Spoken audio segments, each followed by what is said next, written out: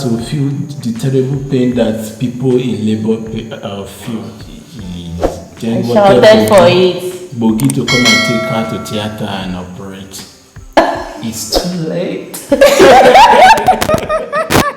The baby head is out. It's knocking. Boom, boom, boom. So she says she has to go to Lagos because it's late. Just 1 minute when I step out to say goodbye, Paula came out. So my presence was the most valuable part of it all. So you would advise that men? Absolutely. And since then, whenever I am in the labor room, I say, where's the husband? Good job. I removed those cloths myself without anybody informing me about, so begged me to again. And later, when there are many doctors coming to check their friend's wife, and so many people were coming. My husband was like using style to cover me because I was totally naked. Nothing, no bra, no pants, nothing. Sounds like a laboring woman. Like that. Sounds on like the a bed. laboring woman. I was just covering me like, I said, remove it, Jerry. You are naked. I said, please let me be. You know, I laugh because there was another labor I watched in that same hospital. I said I don't care. Yes, I remember. I told him I don't care. He said he care. I said you care. And so. I'm so sorry. Like at that point, you're just not thinking about anything else. Like, let me just have this baby. He cares. You care about what? Oh my God. How was it for you? What emotions were running through your mind? I've never experienced it before, really, because from the culture in home that I grew up with, when a woman is in labor, you don't see them. Men are not allowed to come nearby at all, not even their husband. So this is my first time face to face with labor.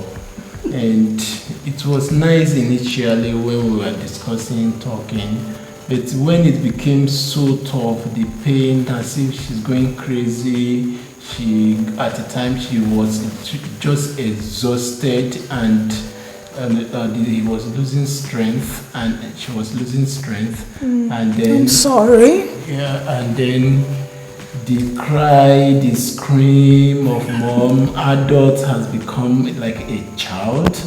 So I myself was emotionally in pain indeed, and I feel like, when are we going to get over all of these things?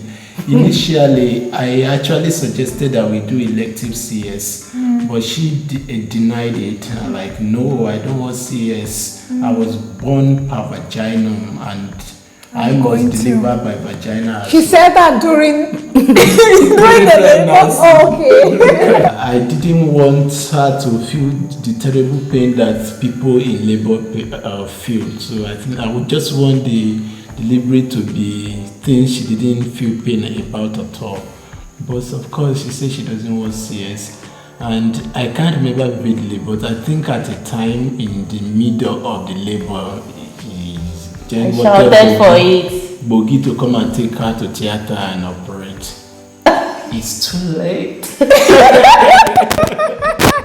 The baby head is out. It's knocking. Boom, boom, boom. So, but for me, I learned many things. I mean, as a doctor, we see women in labor, we attend to them, we come and check and go. But when it's yours, it becomes personal. You really know what it is all about. So it became personal for me. I understand more that the pain is deeper, not just for them, the husband. So it's really good to allow husband to be there with their wife. Let them see what their wife go through, and then, in fact, when it reached the time that they had to do, the placenta was difficult to come out. Yes. So it was taking longer, and it seemed that it's more terrifying than even the labor itself. Well, we both broke into tears at that point. Yeah. At that point, we both had to cry together. I almost said that, please leave her alone. It's okay. Let's just let her be. And they cannot, because for us the fear is she could hemorrhage and bleed out. That's why we Exactly. So my colleagues were persistent. Oh, you will cry and you will be happy and you will be alright. Tough love. I'm so sorry. Oh, tell us about the birth. Tell us about the birth of the baby. So you've gone through this labor, it was hellish for you. And then how did you know the baby was coming? Did they tell you? Did you just feel very pushy? You need to poop? How was it? Do you remember that part? Well, from the beginning, when I started having a severe pain, I was having pain and at the same time I was feeling like going to the toilet. And all of a sudden, the second day, the baby was just coming out by herself, and the nurse was shouting at me that, stop, don't push, we need to move you from here to a different place. I said I'm not pushing, and I could not control it. The baby was just coming and then came out. So the baby came out not in the delivery room. The baby came out without anybody forcing me to push or anything. It was barely completely out before they got to the second stage of the Yeah, that's Paula. So guys, you see how the stress is taking to make this video. Please subscribe for the sake of Paula and share this video to at least 10 people. Yes. So was it in that second room that you had Paula? Because I wasn't really there where Paula came Same out. place that I started everything. So we had a friend, a colleague of mine in medical school was visiting. So she came to see us that Paula was in labor. She said this child must be born before I leave. She was traveling to Lagos that day. She waited and waited and waited. Paula did not come out. She said she has to go to Lagos because it's late. Just 1 minute when I step out to say goodbye, Paula came out. Like they didn't tell you like, oh, you didn't see her pushing, or like she's been pushing for long. Yeah, well, you know at that stage, at the first stage, you cannot push. So she has not even reached that stage of pushing. I mean, the thing just came all as sudden, and I mean, it just pumped out. But you were not there. I wasn't. It was fast before they haven't even gotten to the second stage before the baby came out. No. That's how she came out? Yeah. Like the whole body just came out. The air, the body, the water. Felt relieved. All the pain disappeared. Oh, you're such a strong woman. So it was just you and your husband in the labor room? My sister, we have many friends, nurses are there, doctors are there. How was that for you, having a lot of people It drive her crazy. Like, because people were there and people were talking and she's in pain, so she felt what? She felt angry. People irritate her around, yes, because she will stand up, move up and down, and this woman is there and was singing for her and following her up and down, and then some are making jest. I said, you naked like this, friends and family members. She did not even mind. I mean, it's just trying to have going this baby crazy on her own in pain. But I think that she was really comforted that I was there. Seeing me there make her stronger, and petting and touching and telling her, don't worry, it's going to be soon, you just need to hold on stronger and all of that. So my presence was the most valuable part of it all. So you would advise that men? Absolutely. And since then, whenever I am in the labor room, I say, where's the husband? Good job. If like theater is for CS, where's the husband? I ask. The husband I will always invite, unless they say they don't want. And I say, okay, but you have the right to be here. Absolutely. And see everything going on. Absolutely. I would say also for me, in my experience with birth, I see that when husbands are present, women feel very comfortable. They feel like, okay, we did this together, we're having this together. There's a just comfort and peace that comes with it.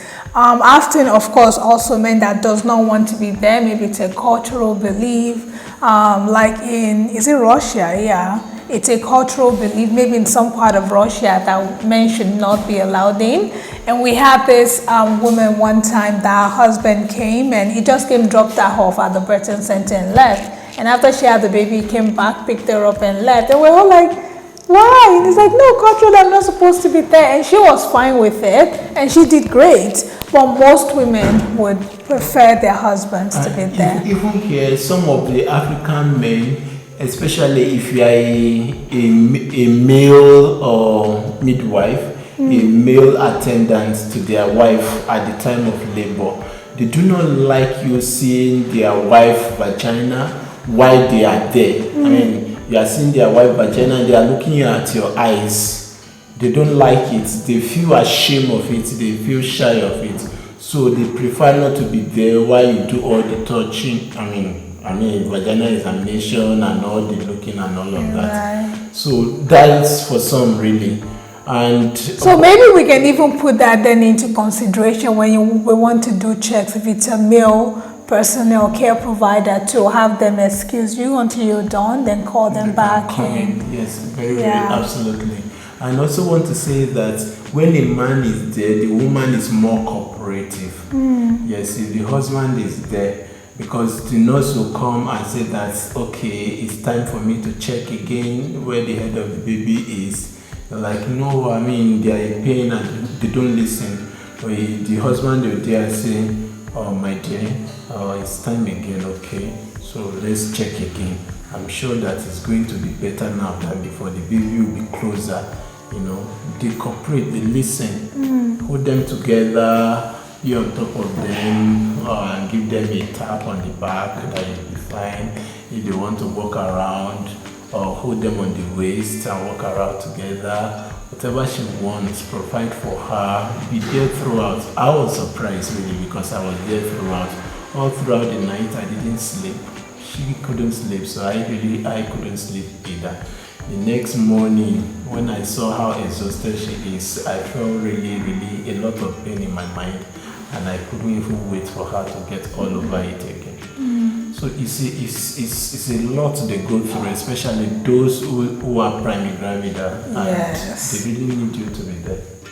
Thank you so much for sharing that. May I ask, did you guys attend antenatal classes, and was it helpful to you? As if you did, was it helpful to you as well? We wish that you have started all your classes at that time. I mean, we would have had this opportunity to have antenatal classes. So unfortunately, we did not. But she was attending antenatal clinic, and they teach them some things there. But for two of us together for tutoring or classes during the pregnancy, no.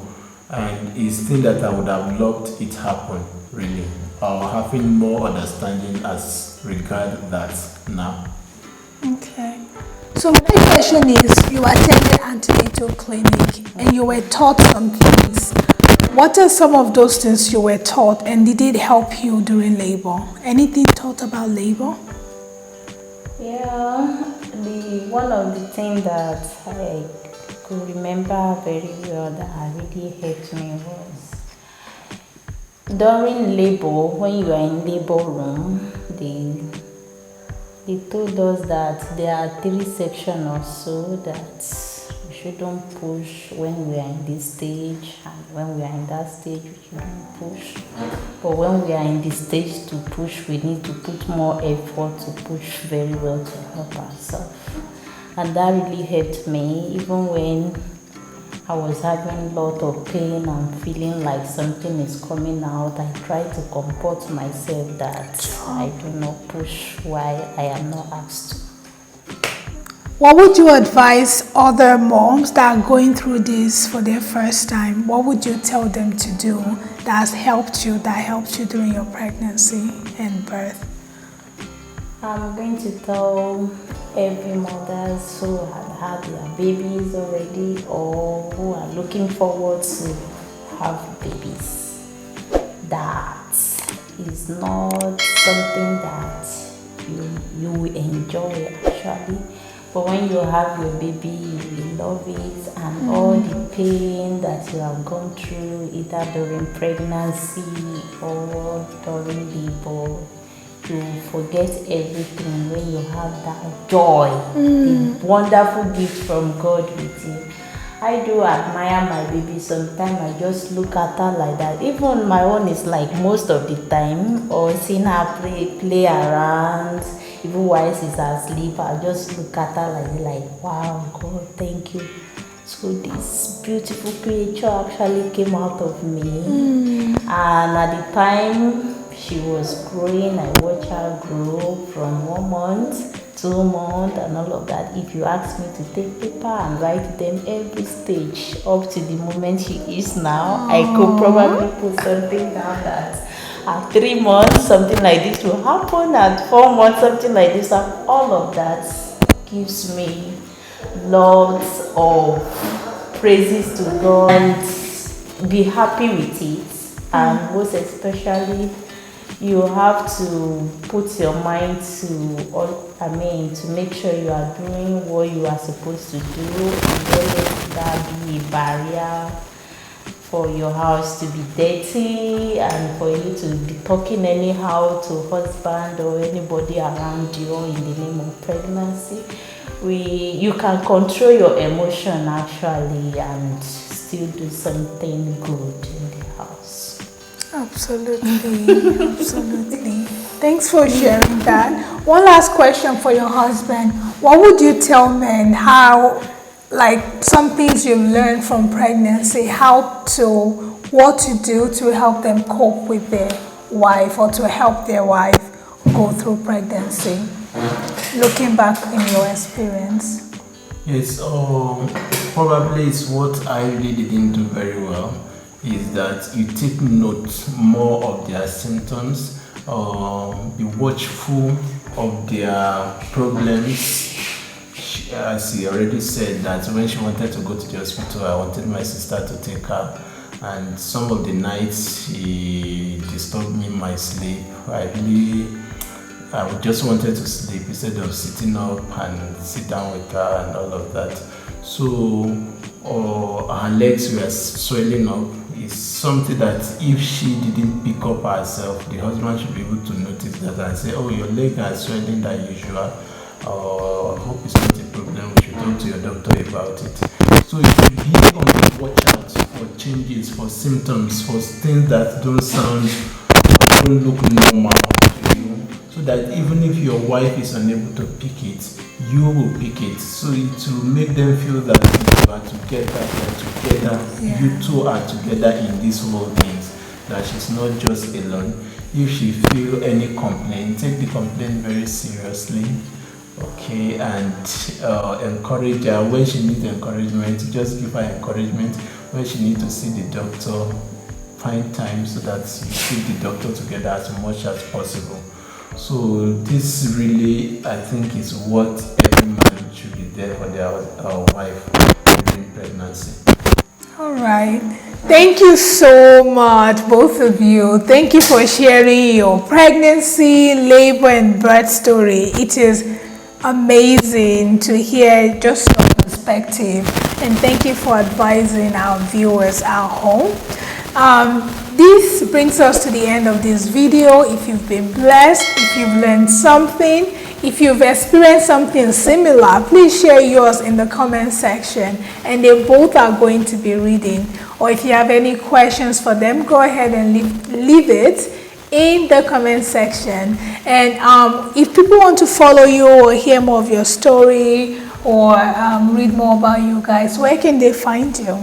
Well, on the Instagram, okay, my Instagram name is just my name, Paul Anejodo. Okay, yes, I also almost some of the time write stories, short notes, experiences on how my day went, what has happened in my life today or during this week and all of that.